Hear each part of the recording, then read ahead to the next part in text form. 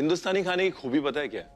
कि हिंदुस्तानी खाना हमारा अपना है, पर्सनल, और उसको पर्सनल बनाती है वो थाली के किनारे पड़ी हुई वो छोटी छोटी कटोरियां, वो छोटी छोटी चीजें, वो अचार, वो चटनियां, वो पापड़, वो वड़ी, जो कहीं ना कहीं एक पर्सनल कनेक्शन बना लेती है। अब हमारे पिताजी को तीखा पसंद है, हम जितना मर्जी कोशिश कर लें वो अचार ज्यादा लेंगे, चटनी ज्यादा लेंगे, मिला के खाएंगे। माता जी को थोड़ा कम पसंद है, वो चटनी कम लेंगी। कहने का मतलब ये है कि ये सारी चीजें हमारे खाने को हमारा अपना बनाती हैं। और धीरे धीरे क्या हो रहा है कि हम इन चीजों को बाजार से खरीद रहे हैं, तो कहीं ना कहीं वो नानी का अचार, वो दादी की बड़ी, वो गोरखपुर वाली मासी की चटनियां, वो खोती जा रही हैं। तो इसलिए जो सपोर्टिंग एक्टर है ना, इनके बारे में बात होना बहुत जरूरी है। तो ये हफ्ते पूरी पिक्चर जो है ना, वो इन सपोर्टिंग एक्टर्स के साथ बनाएंगे ताकि अपना खाना अपना ही रहे। वेलकम टू घर सा यमी, स्वाद का रिश्ता।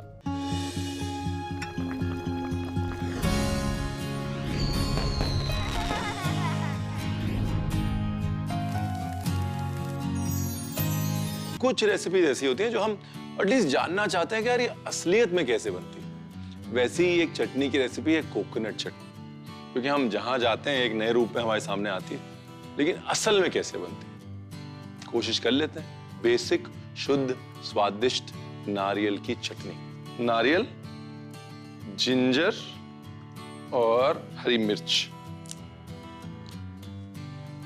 नमक, 4 चीजों का कॉम्बिनेशन कभी फेल नहीं होता। नारियल, करी पत्ता, हरी मिर्च, अदरक और पानी।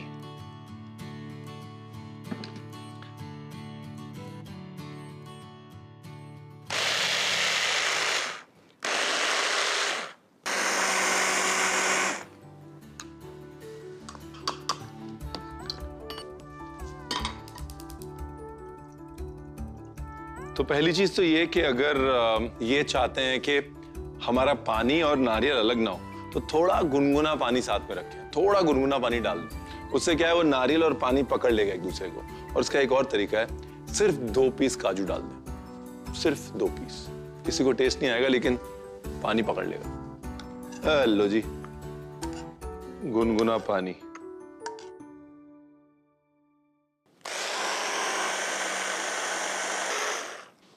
डन।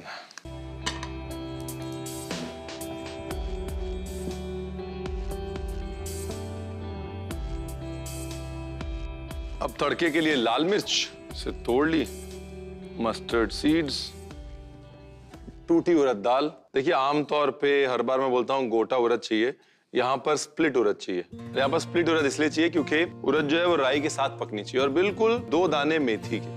मेथी बहुत जरूरी है सेहत के लिए भी, और वो हल्की सी कड़वाहट डालने के लिए भी। और मेथी की जो नटीनेस है, जलने के बाद जो मेथी का जायका आता है, वो नारियल के साथ बड़ा अच्छा जाता है। नारियल की चौकड़ी है ये। अदरक, मिर्ची, करी पत्ता और नारियल।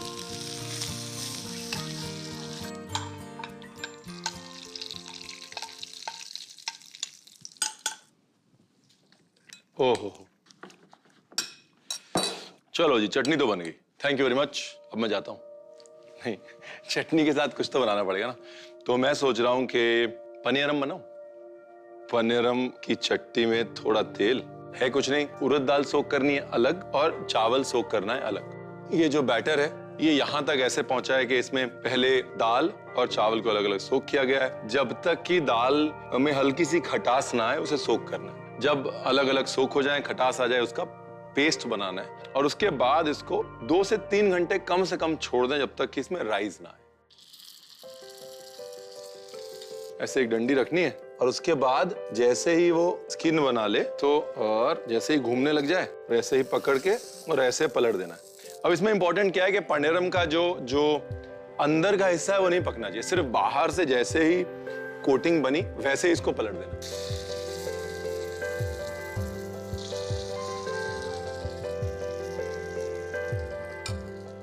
बहुत सारे लोग बोलते हैं कितने टाइम के लिए पकाना है। देखिए टाइम का अंदाजा तो गैस से लगेगा। अगर आपकी गैस बड़ी है तो जल्दी पकेगा, लेकिन आंच मध्यम होनी चाहिए। इतनी मोटी चट्टी इस्तेमाल करने का कारण ये है कि आंच मध्यम होनी चाहिए, टेम्परेचर मीडियम होना चाहिए। दूसरा तरीका ये है कि इसको ऐसे पकड़िए और हल्का सा दबाइए। और थोड़ा दबाने के बाद अगर ये शेप में वापस आ रहा है, जैसे भी आ रहा है, मतलब अंदर से थोड़ा सा कच्चा है, अंदर से थोड़ा सा कच्चा मतलब निकाल लीजिए। और अंदर से थोड़ा सा कच्चा निकालने का कारण ये है कि अपने तापमान में ये पकता रहेगा।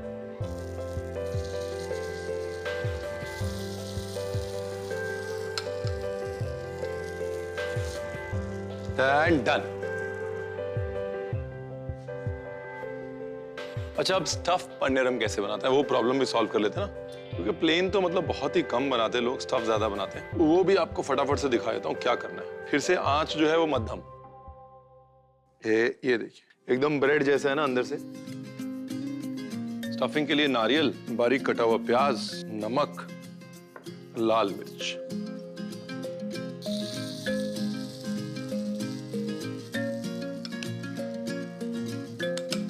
बैटर बराबर से अंदर स्टफ किया। जैसे ही सेट हुआ इसको लिया और ये इसको ऐसे पलट दिया। अगर स्टफिंग करनी है ना तो बैटर थोड़ा पतला रखिए। अब क्योंकि बैटर पतला है तो स्टफिंग अंदर दब जाएगी।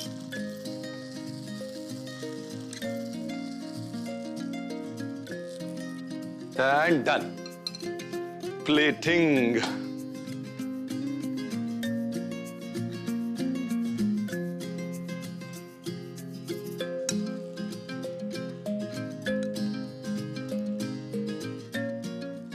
गार्निश में तड़का। ये देखिए ये रेडी हो गया स्टफ्ड वाला। एक इसको भी खोल लेते हैं ना। ये देखिए नाइस। नाइफ से काटता हूं तो आपको बेहतर समझ में आएगा। ये देखिए nice and bready, stuffing inside.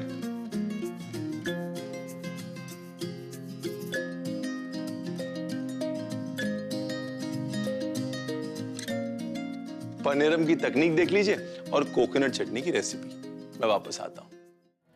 नारियल चटनी बनाने के लिए सबसे पहले चॉपर में कसा हुआ नारियल, कसा हुआ अदरक, हरी मिर्च, नमक, पानी और थोड़ा गर्म पानी डालकर पीस लें। फिर एक पैन में तेल, सूखी लाल मिर्च, सरसों का बीज, टूटी उड़द दाल, मेथी दाने और कड़ी पत्ते डालकर तड़का बनाएं। फिर इसे पिसी हुई नारियल चटनी के ऊपर डालें और अच्छे से मिला लें। अब पन्नेरम बनाने के लिए सबसे पहले एक बैटर लें, जिसे अलग अलग भिगोए हुए उड़द की दाल और चावल को पीस कर बैटर बनाया हुआ है। अब पन्नेरम की चटनी में मध्यम आंच में थोड़ा तेल, बनाया हुआ बैटर को एक एक करके डालें। डंडी की मदद से पलटते रहें और फिर निकाल लें। अब स्टफ्ड पन्नेरम बनाने के लिए स्टफिंग के लिए कसा हुआ नारियल, प्याज, नमक और लाल मिर्च पाउडर डालकर अच्छे से मिला लें। अब पन्नेरम की चटनी में मध्यम आंच में थोड़ा तेल, बनाया हुआ बैटर को एक एक करके डालें। फिर इसमें थोड़ी स्टफिंग डालें और डंडी की मदद से पलटते रहें और फिर निकाल लें। नारियल चटनी और पन्नेरम तैयार है। इसे स्टफिंग और चटनी के ऊपर तड़का डालकर परोसें। भाई जब अंग्रेज हिंदुस्तान आए ना तो उनको हिंदुस्तान की सभ्यता से, हिंदुस्तान के लोगों से, हिंदुस्तान के खाने से धीरे धीरे मोहब्बत होने लगी। लेकिन जो उनकी आम की मोहब्बत थी ना वो मतलब किसी और ही पैमाने पे थी। तो उस समय ये तो है नहीं कि भाई जैसे आजकल होता है कि आम सर्दियों में भी मिल रहा है, गर्मियों में भी मिल रहा है। आम का वही मौसम होता था और उस मौसम में आम इंग्लैंड भेजने की कोशिश की जाती थी, लेकिन पानी के जहाज से बड़ा समय लगता था। और जब मौसम नहीं होता था तब जो लोग हिंदुस्तान से गए थे या फिर जिनको अब आम की आदत पड़ चुकी थी उनको आम खाने को मिलता नहीं।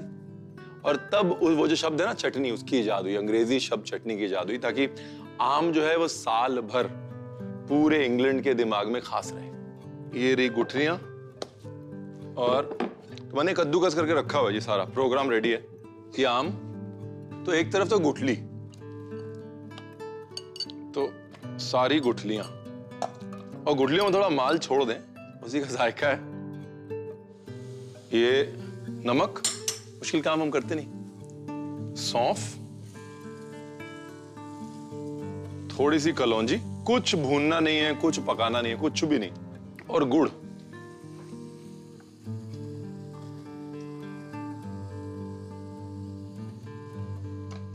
लाल मिर्च ऐसे साबुत डालनी है बस, डंडी वंडी समेत। अभी थोड़ा पानी और थोड़ा सा ये सिरका।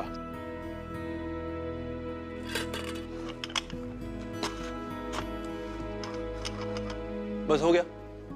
दूसरी तरफ तेल,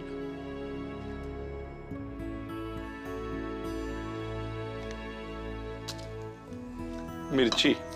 अब मिर्च को ना यहाँ पर दाग देना है, मतलब जला लेना है, वो बहुत इंपॉर्टेंट है। अभी एक चक्री फूल और पंचफोड़न।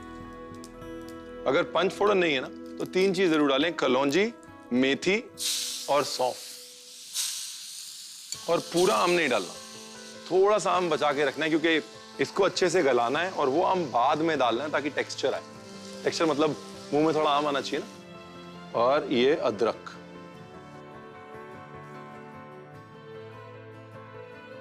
शक्कर। इससे ना इजी कोई रेसिपी नहीं हो सकती। शक्कर आम की खटास को देखते हुए और आप कितना खट्टा मीठा करना चाहते हैं वो देखते हुए। बहुत सारे लोग इसमें लाल मिर्च डालते हैं, उससे रंग लाल हो जाता है। मुझे जो है वो खट्टा मीठा बहुत है। डन। पानी अपने आप छोड़ देगा आम। और ये इसको ढक दिया। हल्दी वगैरह डालने की जरूरत नहीं है। नाइस। अब ये जो है ना, ये जो जेली बन गई ना, ये बड़ी खतरनाक होती है। इसके पीछे हम लोग लड़ाई करते थे। इसको थोड़ा पकाना है। आम गल गया है, थोड़ा रिड्यूस करेंगे, सिरके की हींक मर जाएगी। इधर क्या हो रहा है? अच्छा, खटास मिठास का जो बैलेंस है ना, बस वो अपने अंदाजे से आप देख लीजिए। जैसे मुझे मीठी ज्यादा खट्टी कम पसंद है, हो सकता है आपको खट्टी ज्यादा पसंद हो, तो एक बार टेस्ट करके और उस हिसाब से शक्कर और सिरके का बैलेंस बना लीजिएगा। डन। तो ये तो हो गया गलका। और ये हो गई चटनी। अब चटनी के अंदर बाकी का आम। टेक्सचर आना चाहिए ना। जब तक चटनी में वो ब्रेक नहीं होगा फ्लेवर का, टेक्सचर का, तब तक चटनी के मजे नहीं आएंगे। डन। गलका हो गया, चटनी भी हो गई। नहीं, चटनी अभी नहीं हुई, क्योंकि चटनी में एक मजेदार वाला ट्विस्ट है, भी दिखाता हूं। थोड़ा ठंडा करना है चटनी। जैसे ही ठंडी हो जाएगी हमारा प्रोग्राम नंबर 2 चालू। अभी ठंडा हो गया ना, हम देते हैं अब इस चटनी को एक और twist. Alpenliebe just jelly fruity bears के साथ। क्या है ना कि चटनी बच्चों को वैसे पसंद है।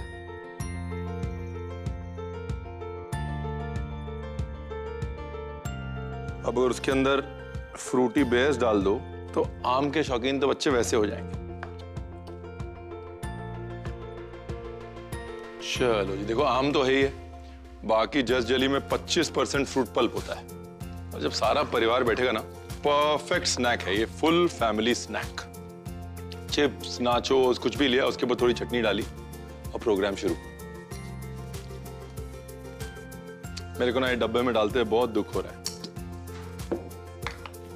क्योंकि अब तक मैंने जिंदगी में सिर्फ ये डब्बे से निकाला है। आज पहली बार रणवीर गलका वापस डब्बे में डाल रहा है।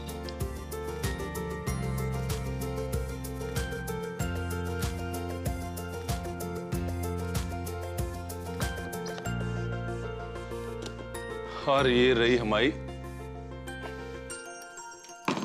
जस्ट चली चटनी।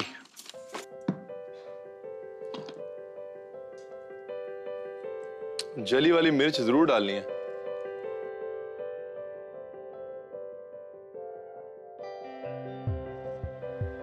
तो क्या कहावत थी? ओ, आम के आम, गुठलियों के दाम। आप इस आम गुठली का तालमेल एक बार दोबारा देख लीजिए, मैं आता हूं। आम की गुठली का गलावट बनाने के लिए सबसे पहले पैन में कच्चे आम की गुठलियाँ, नमक, सौंफ, कलौंजी, गुड़, साबुत लाल मिर्च, पानी और सिरका डालकर कुकर को 2 सीटी लगने दें। आपका आम की गुठली का गलावट तैयार है। कच्चे आम की चटनी बनाने के लिए सबसे पहले पैन में तेल, सूखी लाल मिर्च, चक्रफूल, पंचफोरन, कद्दूकस किया हुआ कच्चा आम, अदरक, नमक और चीनी डालकर मिला लें। उसके बाद उसमें कद्दूकस किया हुआ कच्चा आम और जेली डालकर मिला लें। आपका कच्चे आम की चटनी तैयार है। देखिए, वैसे तो चटनी जो है ना वो एक हिंदुस्तानी कॉन्सेप्ट है, लेकिन बाहर से कई बार चीजें आती हैं और उनकी भी चटनी बन जाती है हिंदुस्तान में। अब जैसे लगभग 157 साल पहले चाइना से बड़े मूल के निवासी आए, कुछ हाका मूल के आए जो जूते बनाते थे, और कुछ सिल्क ट्रेडर्स थे, और कुछ डेंटिस्ट थे, और वो सब लोग हिंदुस्तान में आकर हिंदुस्तान में टैंगड़ा में बस गए। एक्चुअली अचीपुर में बसे और बाद में टैंगड़ा में आ गए। और उन्होंने देखा भाई यहाँ पर ग्रेवी का और चटनी का बड़ा चलन है, तो उन्होंने अपने खाने को उस हिसाब से ढाल लिया और उन्होंने एक सॉस बनाया, इसका नाम था सेचवान सॉस। तो सेचवान चटनी बनाते, मिर्च लेनी है और इस मिर्च को थोड़ा पानी, नमक,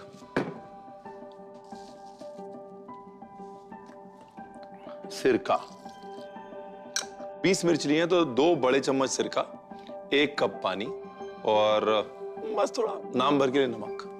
और इसको ऐसे छोड़ देना है कम से कम नहीं तो 24 घंटे, कम से कम 24 घंटे। मिर्च जो है बराबर से फूल जाएगी, एकदम अच्छे से फूल जाएगी और उसके बाद इसका पेस्ट बनाना है। सब कुछ रेडी है अपने, टेंशन मत ले आप। बारीक चॉप प्याज कर रखा है मैंने, अदरक है, लहसुन है, बारीक चॉप सेलरी है।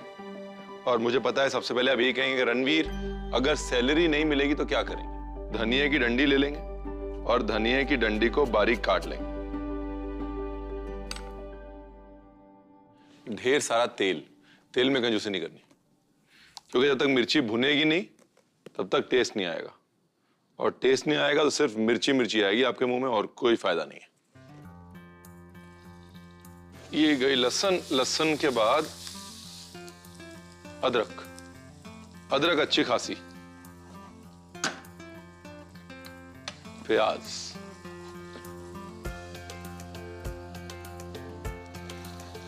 और इसको बराबर से भूनना है। यहां पे कोई जल्दी नहीं करनी, अगर यहां पे नहीं भुना ना मिर्च का जायका नहीं आएगा, सिर्फ तीखापन आएगा। और अब बारीक कटा हुआ धनिया,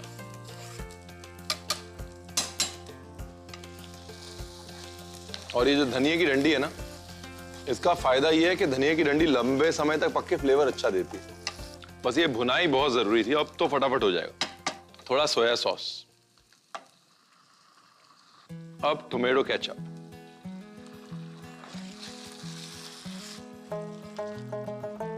पानी डाल रहा हूं बस, और कुछ नहीं है इसमें।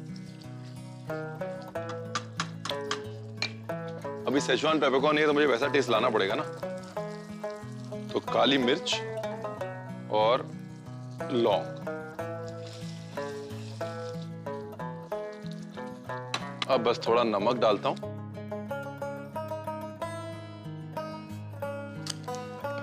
और अब नमक थोड़ा सेट करने के लिए टाटा सॉल्ट स्वाद अनुसार। Stuffed mushroom, perfect pairing. कहाँ है हमारा फोन? स्विगी, हाँ।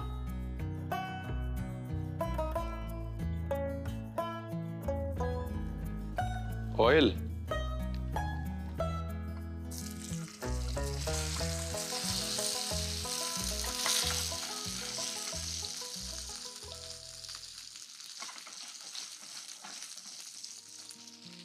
तो आलू लिए और आलू को एकदम क्रिस्पी करारा कर लिया जी। अब इसके बाद थोड़ी सेलरी,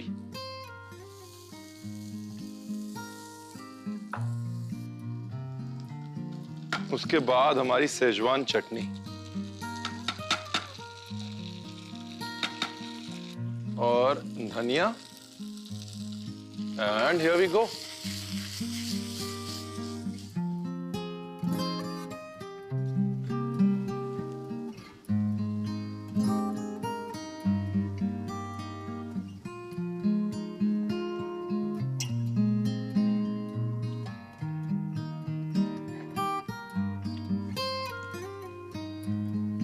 चलो,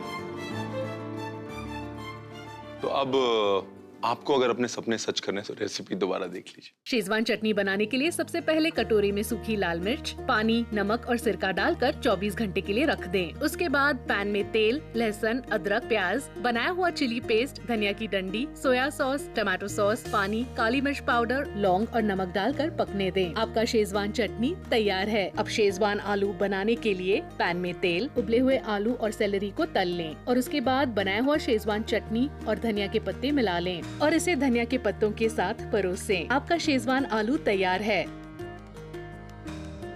वो कहते हैं ना कि खाने के बाद अगर प्लेट खाली हो जाए तो खाना अच्छा था, लेकिन अगर प्लेट बिल्कुल सफा चट हो जाए तो इसका मतलब चटनियां अच्छी थी।